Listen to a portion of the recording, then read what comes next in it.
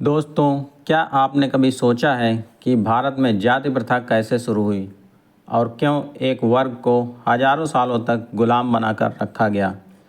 आज हम बात करेंगे उस पुस्तक की जिसने भारत में सामाजिक क्रांति की नींव रखी, गुलामगिरी, जिसे 1873 में महात्मा ज्योतिराव फूले ने लिखा था।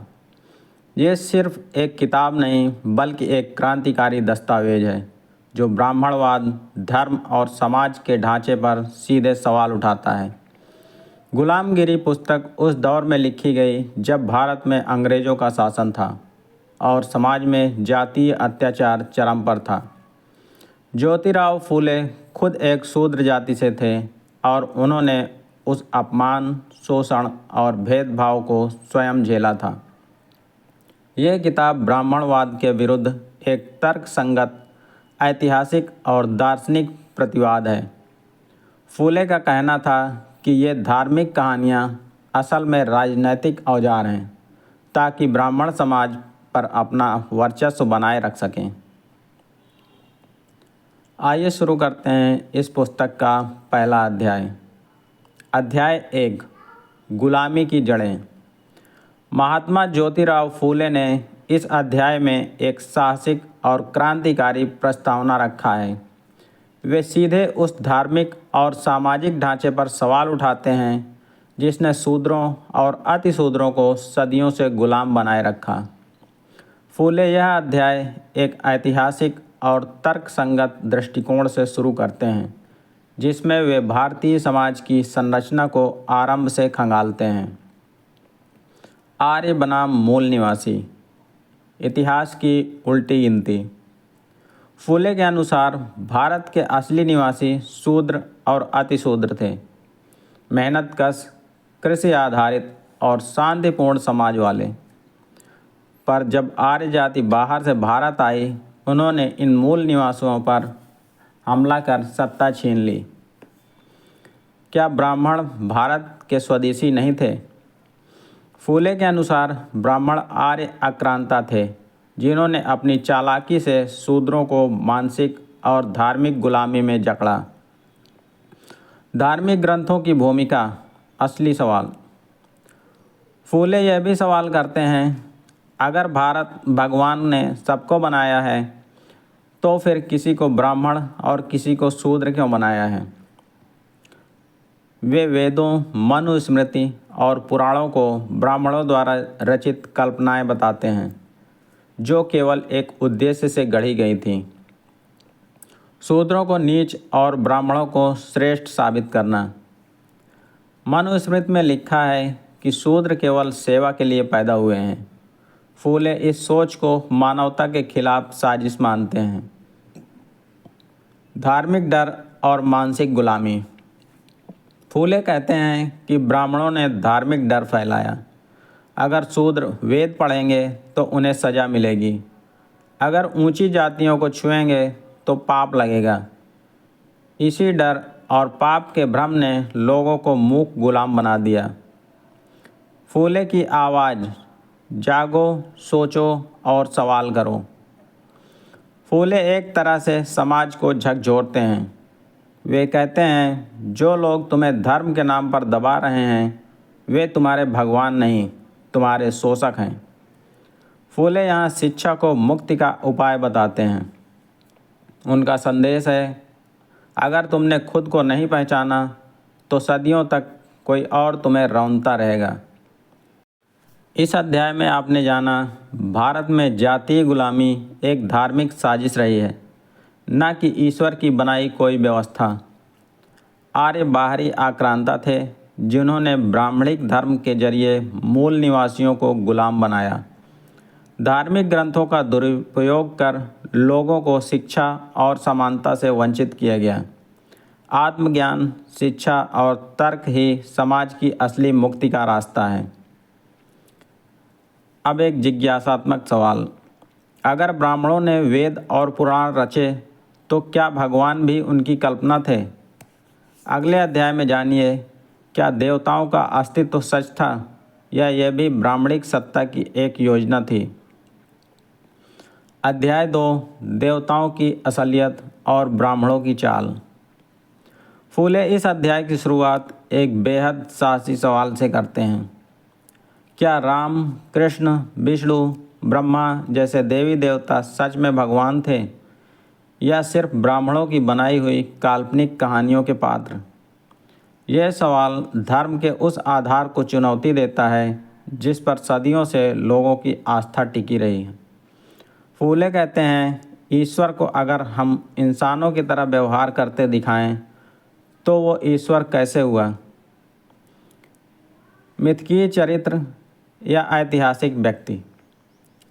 फूले की दलील है कि राम और कृष्ण इतिहास के पात्र नहीं हैं, बल्कि ब्राह्मणों की गढ़ी हुई कथाएं हैं। इन कहानियों के जरिए ब्राह्मणों ने यह प्रचार किया कि ईश्वर स्वयं भी ब्राह्मणों की पूजा करता है और शूद्रों को दंड देता है। उदाहरण के तौर पर शंबूक वध। राम ने एक शूद्र को इसलिए मार डाला क्योंकि वह तपस्या कर रहा था। फूले पूछते हैं, क्या यह न्याय है? क्या यह किसी ईश्वर का कर्म हो सकता है? राम और कृष्ण, नैतिकता या पक्षपात? फूले इन चरित्रों के आचरण पर सवाल उठाते हैं। राम ने सीता को बिना दोष साबित हुए वनवास भेज दिया। कृष्ण ने युद्ध में छल और राजनीति का सहारा लिया। फूले कहते हैं, अगर यही ईश्वर के गुण हैं तो फिर इंसानों से क्या उम्मीद? इन कहानियों में शूद्रों को या तो राक्षस बताया गया है या सेवक। जिसने भी द्रोह किया वो रावण बन गया, चाहे वो ज्ञान में श्रेष्ठ हो। ईश्वर की परिभाषा क्या होनी चाहिए? फूले इस अध्याय में एक मूलभूत प्रश्न उठाते हैं। अगर ईश्वर न्यायप्रिय, करुणावान और सर्वज्ञ है तो फिर वह जाति में भेद क्यों करता है? फूले बताते हैं कि सच्चा ईश्वर सभी का होता है। वह न ऊंच देखता है न नीच। ब्राह्मणों ने जिस ईश्वर का चित्रण किया है वह दरअसल राजनीतिक सत्ता का प्रतीक है, आध्यात्मिक सत्य का नहीं। धर्म और डर का गठजोड़। फूले कहते हैं कि इन देवी देवताओं की कहानियों के पीछे असल उद्देश्य था शूद्रों को डराकर दबाए रखना, पंडितों की सत्ता को वैध और ईश्वरीय बनाना, शूद्रों को यह यकीन दिलाना कि उनकी दुर्दशा कर्मों का फल है। और जब ये डर मन में बैठ जाता है तो कोई भी विद्रोह करने की सोचता तक नहीं। फूले की चेतावनी और आह्वान। इस अध्याय का सार है, आस्था वही होनी चाहिए जहाँ न्याय और करुणा हो। अगर आपकी भक्ति आपको गुलाम बना रही है तो वो ईश्वर नहीं, जंजीर है। फूले हर शूद्र, स्त्री और दलित को यह संदेश देते हैं कि अब समय आ गया है कि हम झूठे देवताओं की मूर्तियां गिराएं और इंसानियत की पूजा करें। इस अध्याय में आपने जाना, ब्राह्मणों ने देवताओं की कहानियां शूद्रों को दबाने के लिए बनाई थीं। कथित ईश्वर अगर अन्याय करे तो वो पूज्य नहीं हो सकता। धर्म का उद्देश्य मुक्ति है, गुलामी नहीं। धार्मिक ग्रंथों का अंध अनुसरण नहीं, बल्कि विवेक से मूल्यांकन करना चाहिए। जिज्ञासात्मक सवाल। अगर देवी देवता भी सत्ता का माध्यम थे तो फिर असली मुक्ति का रास्ता क्या है? अगले अध्याय में जानिए कि फूले के अनुसार कौन सी शिक्षा, ज्ञान और विचारधारा है जो इंसान को सच में आज़ाद बना सकती है। अध्याय 3, शिक्षा और जाति का षड्यंत्र। महात्मा फूले इस अध्याय की शुरुआत एक सीधे और तीखे प्रश्न से करते हैं। क्या शिक्षा सिर्फ एक विशेष वर्ग का अधिकार है?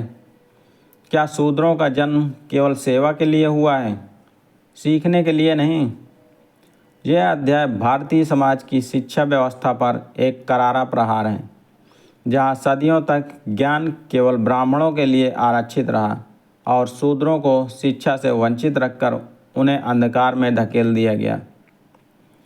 मनुस्मृति और शिक्षा का बंटवारा।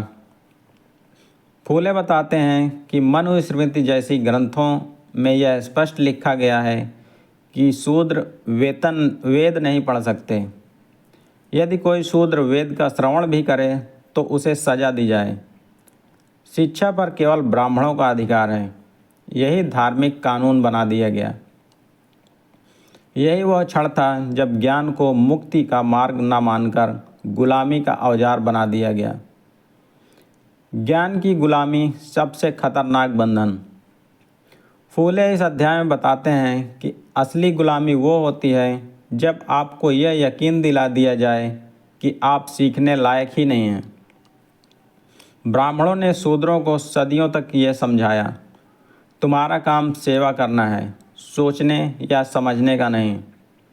ईश्वर ने तुम्हें निम्न जाति में जन्म दिया, इसलिए तुम्हारा भाग्य यही है। फूले इसे मानसिक गुलामी की सबसे भयावह अवस्था कहते हैं।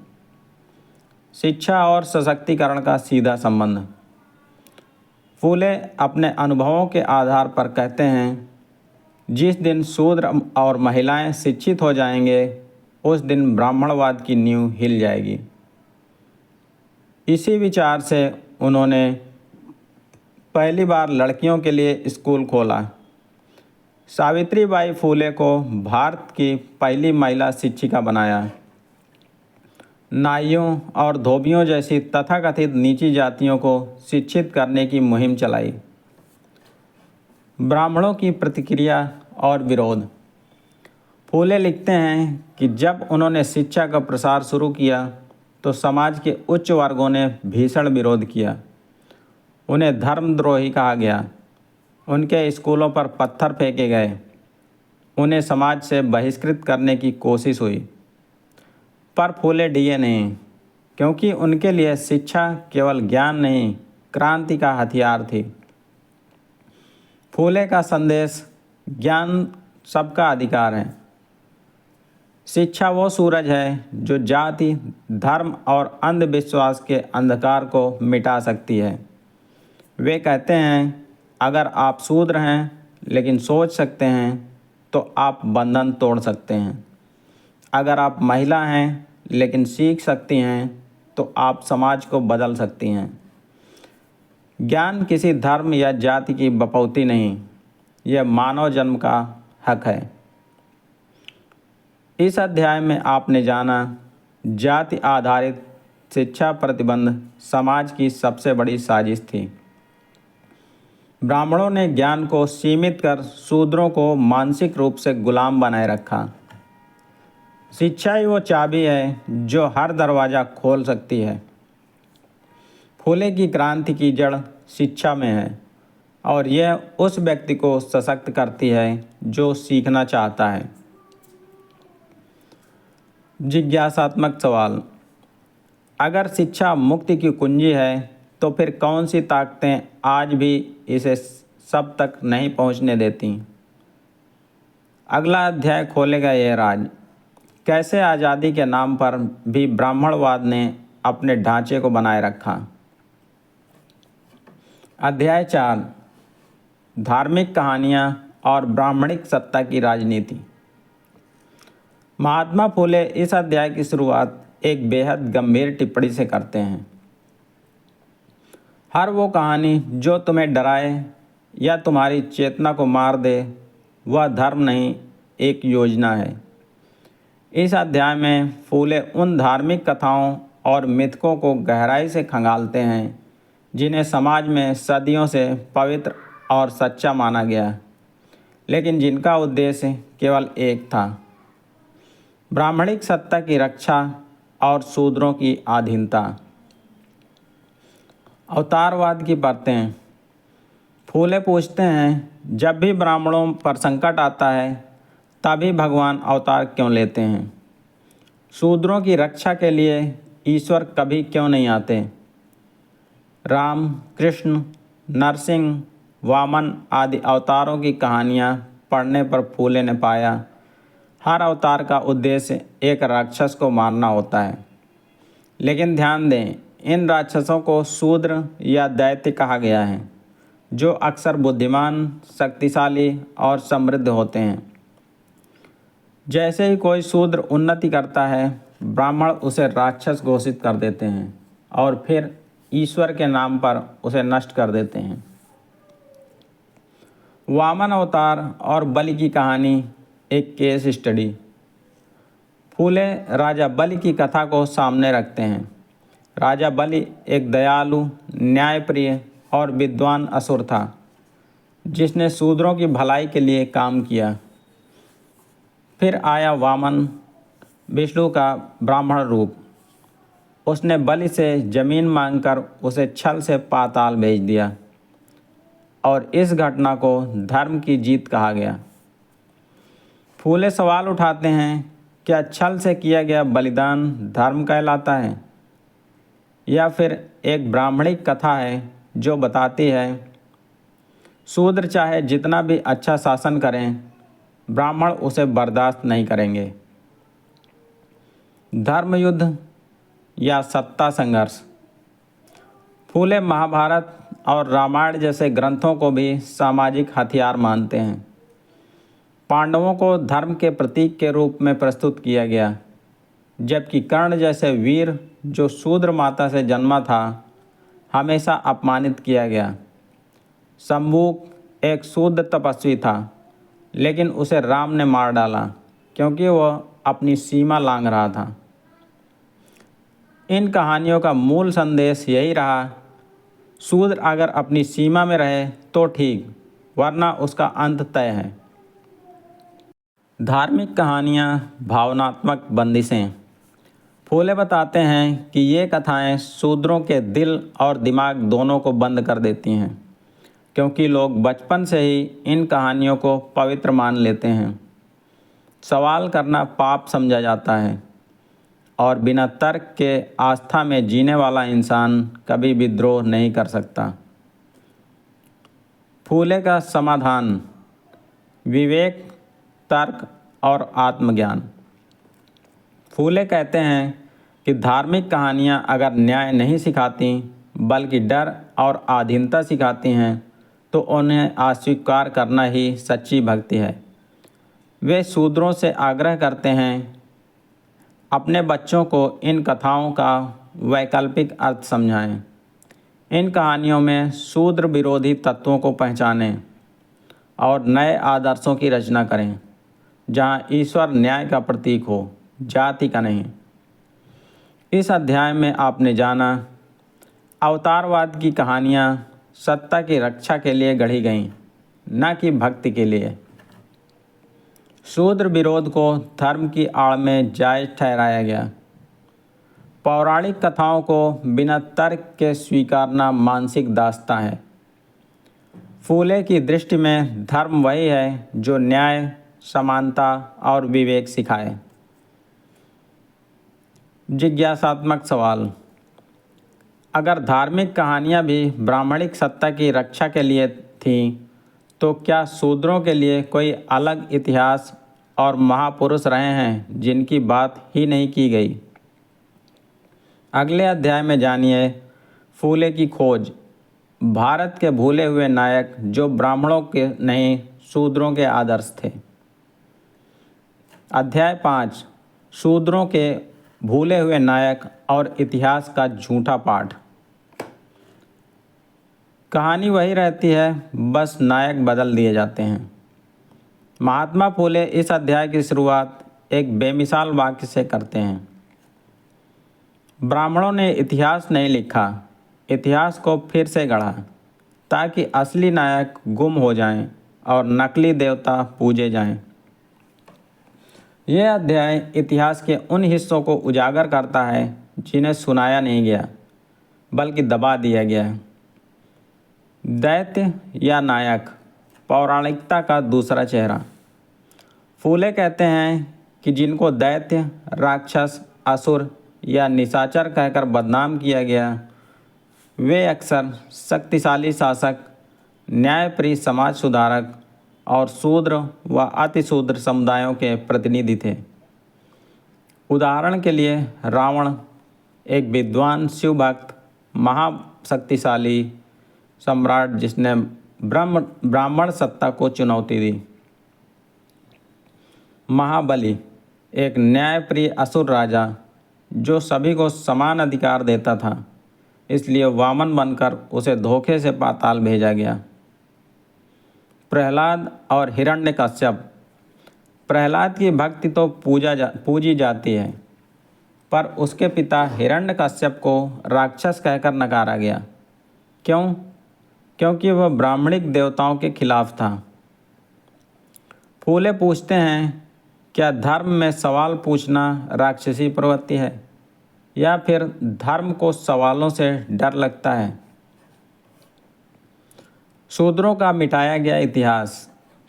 फूले स्पष्ट करते हैं कि भारत का इतिहास सिर्फ ब्राह्मणों की विजय गाथा है।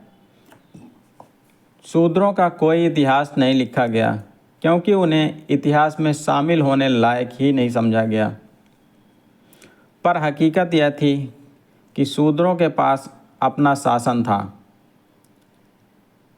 जैसे द्रविड़, असुर, नागवंशी आदि। वे विज्ञान, खगोल शास्त्र, प्रशासन और कृषि में अग्रणी थे, लेकिन ब्राह्मणों ने उन्हें म्लेच्छ, अधम, राक्षस आदि घोषित कर दिया, ताकि आने वाली पीढ़ियां अपने पूर्वजों पर गर्व न करें, शर्म करें। इतिहास का उद्देश्य स्मृति या सत्ता। फूले इस अध्याय में यह तर्क भी रखते हैं, अगर तुम अपने अतीत को नहीं जानते तो कोई और तुम्हारा भविष्य लिख देगा। उन्होंने शूद्रों को यह आत्मबोध दिलाने की कोशिश की कि तुम्हारे पूर्वज सिर्फ खेतिहर या सेवक नहीं थे, बल्कि सम्राट और ज्ञानियों की परंपरा से थे। इतिहास को वापस जन स्मृति में लाना क्रांति की पहली शर्त है। फूले का समाधान। नया इतिहास, नए आदर्श। फूले कहते हैं, शूद्रों को अपने नायकों की पूजा शुरू करनी चाहिए, अपनी संस्कृति को पहचानना चाहिए और अपनी गौरव गाथा को पुनर्जीवित करना चाहिए। तभी मानसिक गुलामी की बेड़ियां टूटेंगी। इस अध्याय में आपने जाना, जिनको राक्षस कहा गया वे असल में शूद्र समाज के नायक थे। इतिहास को एक विशेष वर्ग ने अपने अनुकूल गढ़ा। आत्मसम्मान का पुनर्निर्माण इतिहास के पुनर्लेखन से शुरू होता है। शूद्रों को अपने सांस्कृतिक और ऐतिहासिक विरासत को पुनः अपनाना होगा। अब एक जिज्ञासात्मक सवाल, अगर इतिहास और धर्म दोनों शूद्रों को दबाने के औजार बने, तो क्या ब्राह्मणों की खुद की उत्पत्ति भी उतनी ही कृत्रिम और योजनाबद्ध है? अगले अध्याय में जानिए ब्राह्मणों की असली उत्पत्ति पर फूले का अनोखा और तर्कसंगत विश्लेषण। अध्याय 6, ब्राह्मणों की उत्पत्ति, एक ऐतिहासिक धोखा। जो खुद बाहरी थे, उन्होंने हमें अछूत बना दिया। महात्मा फूले ने इस अध्याय की शुरुआत एक धारदार प्रश्न से किया है। क्या जिन लोगों ने हमें गुलाम बनाया वे वास्तव में भारत के निवासी थे?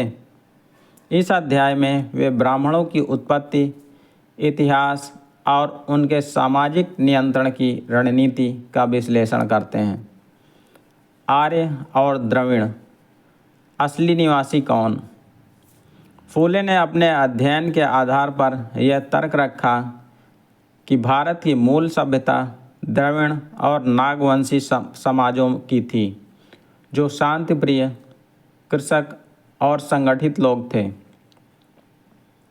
आर्य मूलतः विदेशी आक्रमणकारी थे, मध्य एशिया से आए घुड़सवार योद्धा, जिनका मुख्य हथियार था धर्म और हिंसा।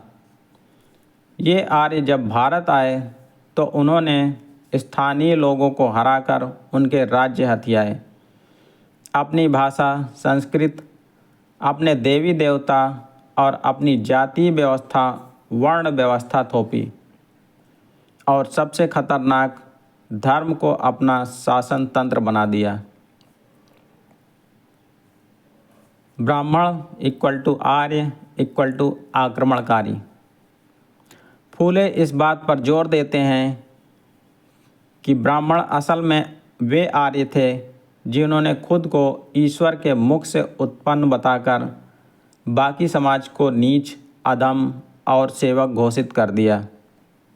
वे पूछते हैं, अगर ब्राह्मण देवता हैं तो उनके देवता हमेशा शूद्रों से डरते क्यों हैं?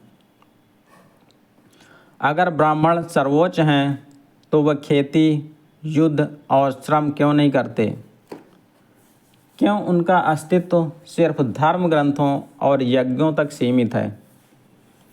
इसका उत्तर है, ब्राह्मणों की श्रेष्ठता केवल कहानी में है, जमीन पर नहीं। मनुस्मृति सत्ता का संविधान। फूले बताते हैं कि मनु, जिसे ब्राह्मण धर्म का निर्माता माना जाता है, ने समाज को जानबूझकर तोड़ा। ब्राह्मण पूजनीय और अधिकारी, क्षत्रिय रक्षक, वैश्य व्यापारी और शूद्र सेवक, और जिनको इसमें जगह नहीं मिली उन्हें बना दिया गया अवर्ण, अछूत, अस्पृश्य। यह सामाजिक नहीं, राजनीतिक विभाजन था, सत्ता को एक ही वर्ग तक सीमित करने की रणनीति। फूले की चुनौती, सत्य का सामना करो। ब्राह्मण अगर इस देश के असली निवासी हैं तो वे कृषि क्यों नहीं करते, श्रम क्यों नहीं करते और युद्ध में क्यों नहीं उतरते? वे कहते हैं, ब्राह्मणों का असली धर्म है शासन में बने रहना, और इसका तरीका है धर्म, डर और धोखे का इस्तेमाल करना। फूले का आग्रह, आत्मगौरव जगाओ।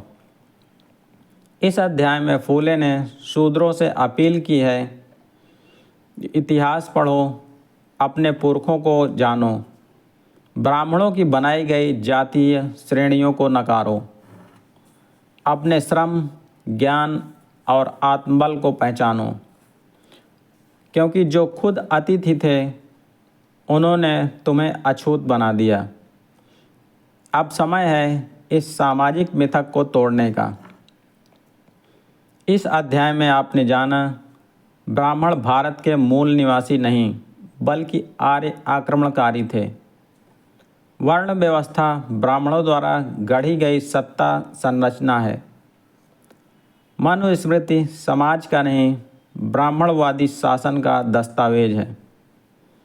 ब्राह्मणों की श्रेष्ठता का दावा एक ऐतिहासिक धोखा है। अब एक महत्वपूर्ण सवाल, अगर ब्राह्मण खुद विदेशी और सत्ता के भूखे रहें तो फिर किस नैतिक अधिकार से वे हमें पापी, अशुद्ध या निचली जाति कहते रहे हैं? अगला अध्याय खोलेगा परतें, कैसे पाप, पुण्य और मोक्ष जैसे शब्दों का इस्तेमाल कर शूद्रों को मानसिक गुलाम बनाया गया। अध्याय 7, पाप, पुण्य और मोक्ष, एक मानसिक जाल। तुम्हारे दुख को पुण्य बता दिया गया। महात्मा फूले इस अध्याय की शुरुआत करते हैं एक कठोर और कटाक्ष भरे कथन से। जिस व्यवस्था में सेवा को पुण्य और गुलामी को धर्म कहा जाए, वहाँ मुक्त होने की सोच भी पाप बन जाती है। इस अध्याय में वो धर्म की उस गहराई को उजागर करते हैं जहाँ आत्मा को डराकर समाज पर नियंत्रण किया गया। पुण्य, पाप, श्रम के शोषण का नया नाम। फूले बताते हैं कि कैसे ब्राह्मणों ने पाप और पुण्य की अवधारणाओं को अपनी सत्ता बनाए रखने का औजार बना लिया। उदाहरण के लिए, अगर कोई शूद्र ईमानदारी से खेत में काम करे और ब्राह्मण उसे शेष फसल या अनाज दे दे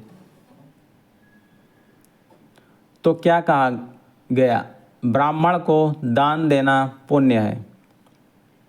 अगर शूद्र भिक्षा मांगे तो कहा गया शास्त्रों का ज्ञान केवल द्विजों के लिए है, अन्यथा पाप लगेगा। यानी जो तर्क करे वो पापी, जो चुपचाप सेवा करे वो पुण्यात्मा। फूले ने इसे आध्यात्मिक धोखाधड़ी कहा है। पुनर्जन्म और मोक्ष, जन्म जन्मांतर की सजा। ब्राह्मणों ने शूद्रों को यह यकीन दिलाया कि अगर तुम इस जन्म में कष्ट सहो तो अगले जन्म में राजयोग मिलेगा। अगर तुमने ब्राह्मणों की सेवा की तो तुम पुनर्जन्म में ब्राह्मण बन सकते हो, और अगर तुमने ब्राह्मण की आज्ञा नहीं मानी तो पापी होकर कीड़ा, सुअर या चांडाल बनोगे। यानी इस जीवन की पीड़ा को आशा से ढक दिया गया ताकि विद्रोह न हो। फूले कहते हैं मोक्ष का सपना सबसे बड़ा गुलामी का सपना है जो शूद्रों को जगा नहीं सुला देता है। धर्म का डर, आत्मा पर लगा ताला।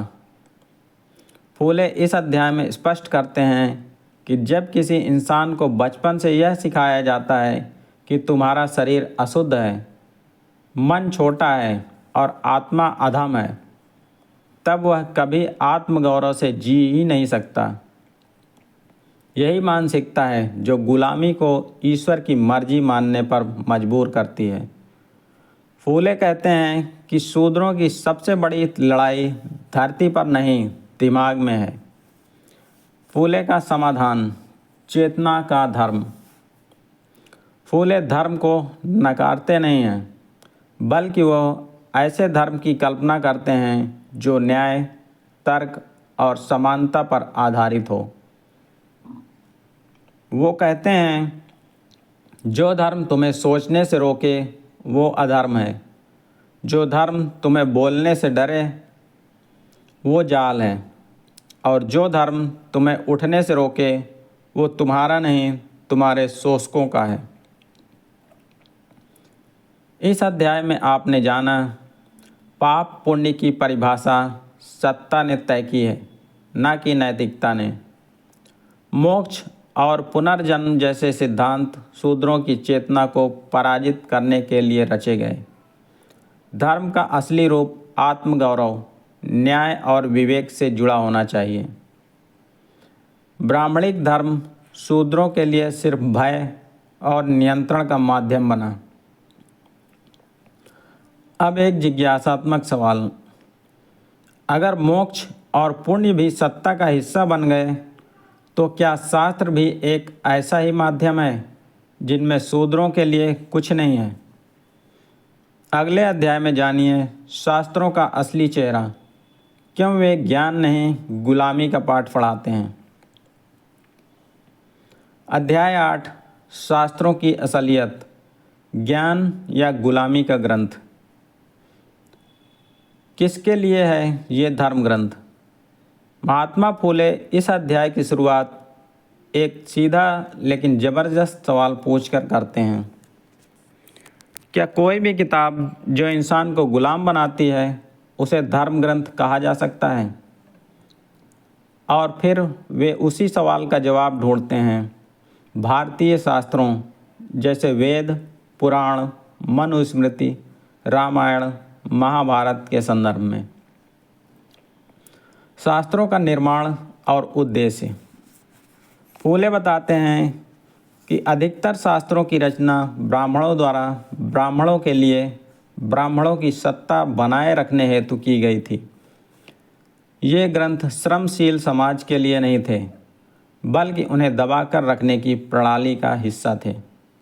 उदाहरण के लिए मनुस्मृति कहती है शूद्र को शिक्षा प्राप्त करने का अधिकार नहीं है। अगर वह वेद सुन ले तो उसका कान पिघले हुए शीशे से भर देना चाहिए। वेदों में अग्निहोत्र, यज्ञ, ब्रह्मचर्य जैसे कर्मों की बात होती है, लेकिन सारे लाभ ब्राह्मणों को ही मिलते हैं। रामायण में शंबुक नामक शूद्र तप कर रहा था। भगवान राम ने उसे सिर्फ इसलिए मार दिया क्योंकि शूद्र को तप करने का अधिकार नहीं है। फूले पूछते हैं, क्या ऐसा कोई ग्रंथ ईश्वर द्वारा लिखा गया हो सकता है जो इंसानियत के खिलाफ हो? ज्ञान का नियंत्रण इक्वल टू समाज का नियंत्रण। फूले समझाते हैं कि शास्त्रों का सबसे खतरनाक पक्ष यह था कि इन्होंने शिक्षा और ज्ञान को जाति से जोड़ दिया। ब्राह्मणों ने शिक्षा को अपने तक सीमित करके बाकियों को अंधकार में रहने पर मजबूर किया। जिस समाज को अपने इतिहास और अधिकार का ज्ञान न हो, वह हमेशा दूसरे के इशारे पर नाचेगा। और यही हुआ शूद्रों के साथ। उन्हें यही सिखाया गया कि वे सेवक हैं, पापी हैं और ज्ञान के अयोग्य हैं। फूले का आह्वान, शास्त्रों का पुनर्मूल्यांकन। फूले यह नहीं कहते कि हर ग्रंथ झूठ है, बल्कि वे ये ज़रूर कहते हैं कि हमें यह देखने की ज़रूरत है कि क्या कोई किताब हमें ऊपर उठाती है या नीचे गिराती है। उनका स्पष्ट मत है, यदि कोई ग्रंथ समानता की बात करता है तो वह धर्म है। यदि कोई ग्रंथ भेदभाव बढ़ाता है तो वह अधर्म है, चाहे उसका नाम कुछ भी हो। नई शिक्षा, नया शास्त्र।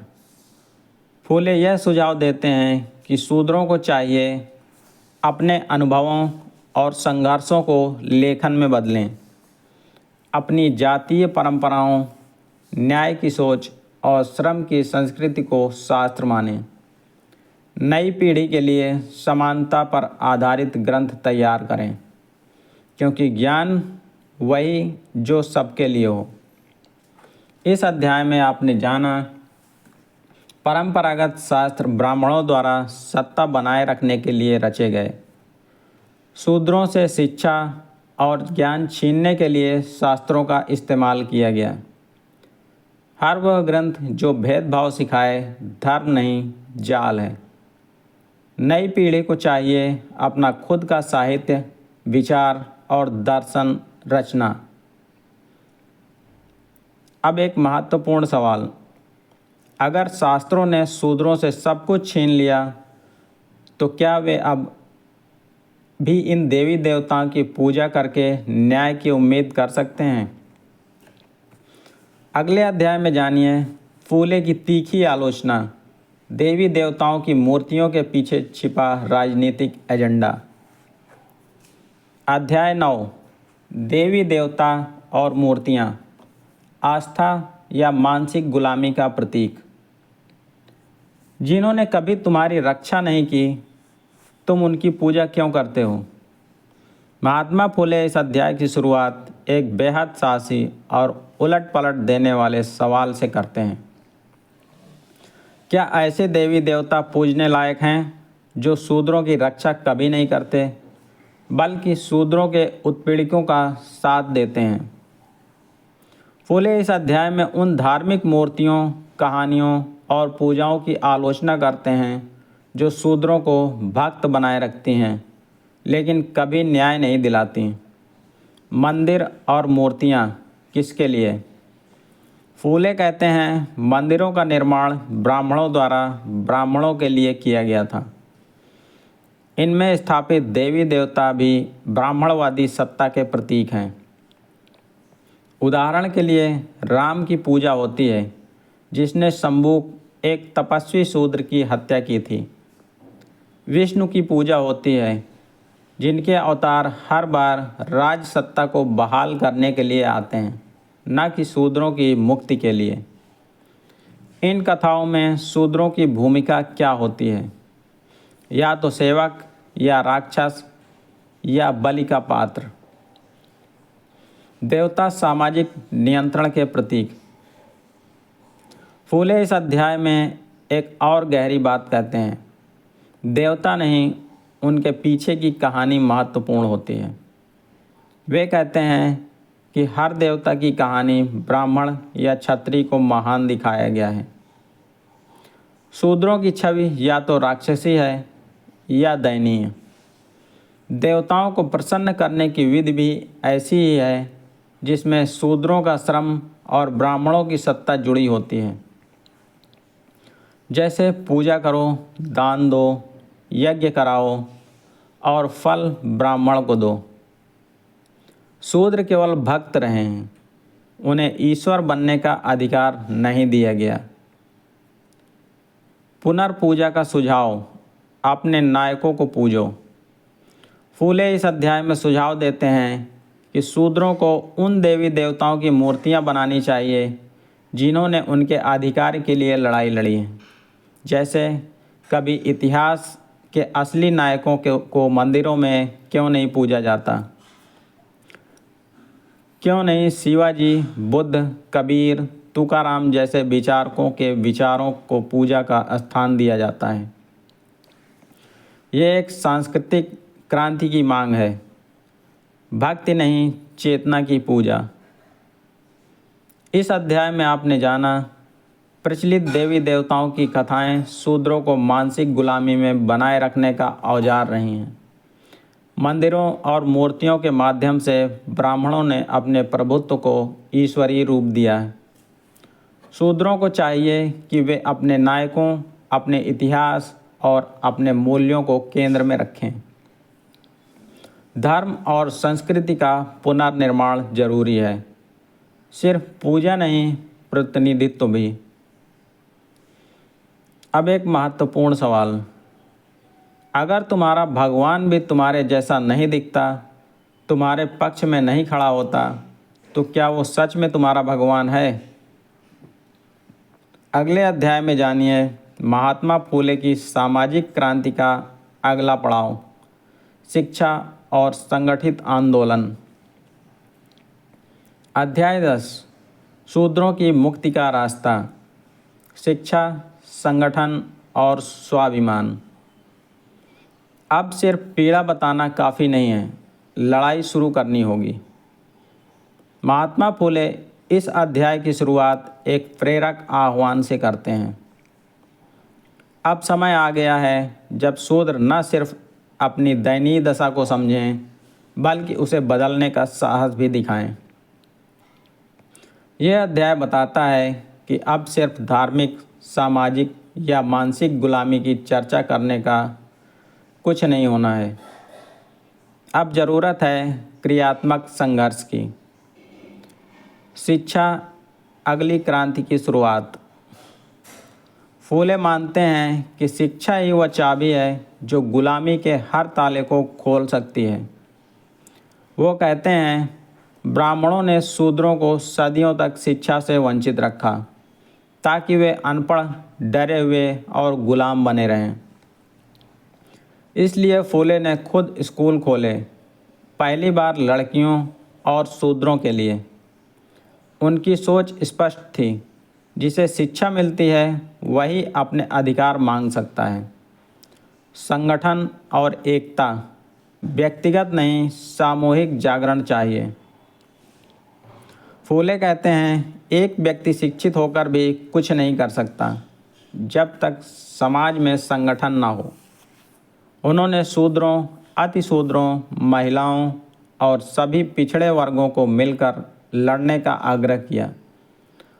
उन्होंने सत्य शोधक समाज की स्थापना की, एक ऐसा संगठन जो सत्य, विवेक, समानता और आत्मगौरव पर आधारित था। जिनके पास मंदिर, धन और ग्रंथ हैं, उनके पास शक्ति है, लेकिन जिनके पास संगठन, शिक्षा और साहस है, उनके पास भविष्य है।